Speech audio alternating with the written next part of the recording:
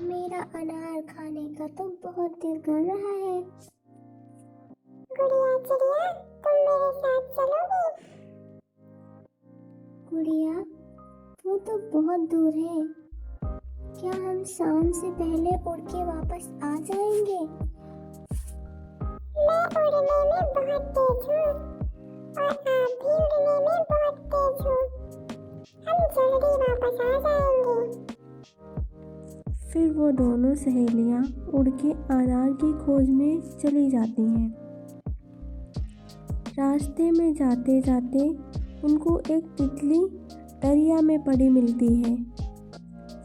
मुझे बचाओ, कोई मुझे बचाओ, कोई मेरी मदद करो। गुड़िया तितली की आवाज़ सुन के नदी की तरफ बढ़ती है और उसको अपनी चोंच से बाहर निकाल लेती है। बहुत बहुत शुक्रिया, मेरे पंख पक चुके हैं। तितली गुड़िया का शुक्रिया अदा करके वहाँ से चली जाती है और वह दोनों भी अपना सफ़र शुरू करते हैं। वह पेड़ पर पहुँचते ही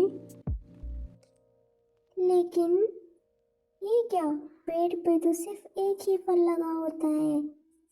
मीना बहन, हम ऐसा करते हैं कि इस फल को आधा आधा खा लेते हैं।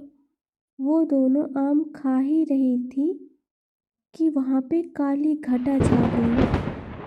मीना जल्दी खाओ, हमें जल्दी निकलना होगा। बादल बन रहे हैं, नहीं तो बारिश शुरू हो जाएगी। वो दोनों बारिश से बच के एक पेड़ के नीचे बैठ जाते हैं। मीना, मैं जाकर देखती हूँ कि बारिश ज़्यादा तो नहीं है और मेरी माँ तो परेशान हो रही होगी। ठीक है, आप जल्दी वापस आ जाना मीनू चिड़िया। चिड़िया वहीं पर बैठी होती है कि उसके पास एक नीली चिड़ी आती है। बहन, आपको कोई काम है हमसे? जी बहन, मैं आपको बताने आई हूँ कि आगे एक चील है, वो आप लोग को खा जाएगी। उसके धोखे में मत आना। यहाँ से आगे एक घर है, तुम लोग वहाँ जाके छुप सकती हो।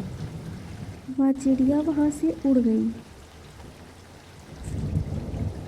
चील जी, मुझे आपसे मदद चाहिए। मैं और मेरी दोस्त यहाँ बारिश में फंस गई हैं। क्या आप आज की रात हमें अपने पास रख सकते हैं? हाँ हाँ, क्यों नहीं, मैं रख लूँगी।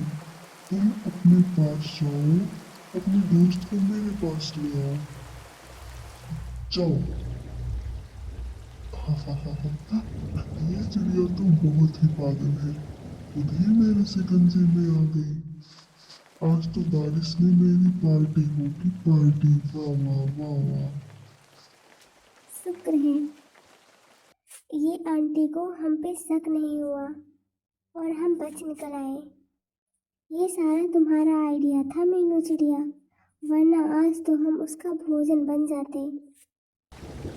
चील उन दोनों का इंतज़ार कर रही होती है, लेकिन चिड़िया वहाँ नहीं आती है। मुझे लगता है उस चिड़िया ने नहीं आना है, धोखा दे गई है। मैं तो चली ऐसे ही बारिश में भीगती होंगी क्या। नीली चिड़िया बाहर निकल के देखती है, कहीं चील तो नहीं बैठी है। आसपास वो सारा वहाँ का जायज़ा लेती है। मुझे लगता है बारिश थम गई है, अब हम चलते हैं। वह दोनों खैर खैरियत से थोड़ी थोड़ी बारिश में वापस घर पहुँच जाती हैं। शुक्र है हम घर खैरियत से पहुंच गए।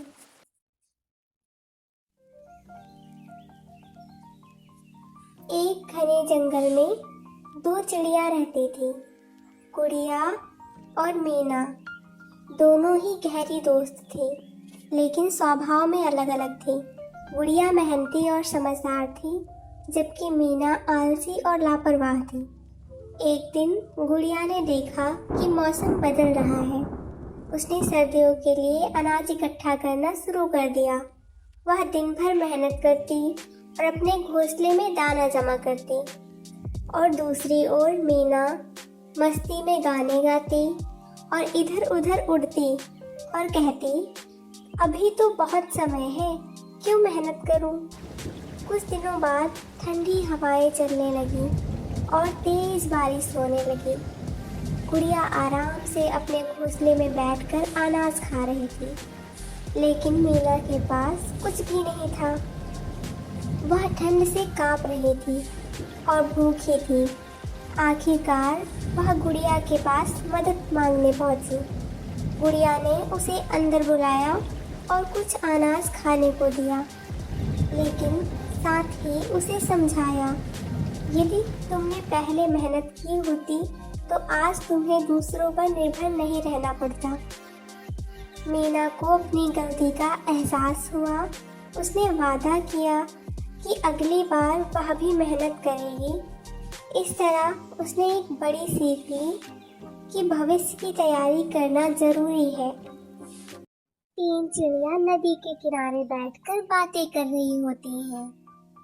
दोस्तों, मैं इस बार अपने जन्मदिन पर तुम सबको बुलाऊंगा। तुम सब लोग मेरे जन्मदिन पर जरूर आना। हम बड़ा मजा करेंगे। हाँ पिंकू, जिस तरह मेरे जन्मदिन पर हमने खूब पार्टी की थी। हाँ नीलू, इस बार मम्मी कह रही थी मेरे बर्थडे पर केक आएगा और उसके साथ पिज्जा भी आएगा। वो तीनों दोस्त नदी के किनारे बैठकर मजे मजे की बातें कर रहे होते हैं। तभी उनके पास उल्लू आता है और पूछता है, दोस्तों तुम लोग कौन सी मजे मजे की बातें कर रहे हो? तुम लोगों को पता है हमारी चील का भी जन्मदिन आने वाला है। तुम सब लोग भी चील के जन्मदिन पर जरूर आना, बहुत मजा करेंगे। और चील बिल्कुल भी बुरी नहीं है।